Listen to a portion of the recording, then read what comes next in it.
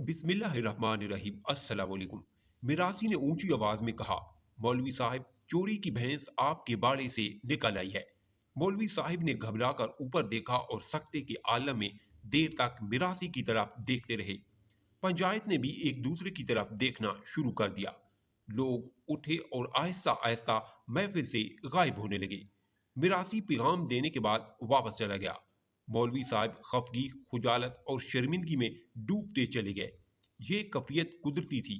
हम जिस खित्ते में रह रहे हैं वहाँ मौलवी साहिबान इज्जत और ईमानदारी का निशान होते हैं। ये लोगों को नमाज भी पढ़ाते हैं, उनके कलमे भी सीधे करते हैं, उनके जनाजे भी अदा करते हैं और उनके छोटे बड़े तनाजे भी निपटाते हैं। आप अंदाजा कीजिए, इस माहौल में गांव के वाहिद मौलवी साहब पर चोरी का इल्ज़ाम लग जाए और वो इल्ज़ाम भी गांव की पंचायत में सैकड़ों लोगों के सामने लगाया जाए। इस मौलवी साहब के साथ भी यही हुआ। वो पंचायत में बैठे थे, लोगों के तनाज़ों का फैसला कर रहे थे। मिरासी आया और मौलवी साहब की इज्जत मट्टी में रोल दी। लोग उठकर घरों को चले गए। मौलवी साहब सर पकड़कर बैठे रहे।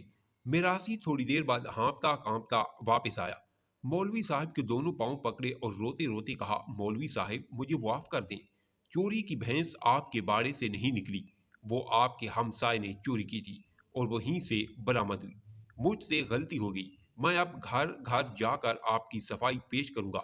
मौलवी साहब देर तक मिरासी को खाली खाली नजरों से देखते रहे और फिर आहिस्ता से बोले, नूरुद्दीन, तुम आप जो भी कर लो, मैं इलाके में चोर बन चुका हूँ। लोग मुझे बाकी जिंदगी चोर मौलवी ही कहेंगे। मिरासी ने मौलवी साहब से इतफाक नहीं किया, लेकिन मौलवी साहब की बात हकीकत थी। दुनिया में सबसे कीमती चीज इंसान की इज्जत होती है। ये अगर एक बार दागदार हो जाए तो ये दोबारा साफ नहीं होती। स्टोरी पसंद आई है तो लाइक और कमेंट करें। चैनल पर न्यू है तो सब्सक्राइब जरूर करें।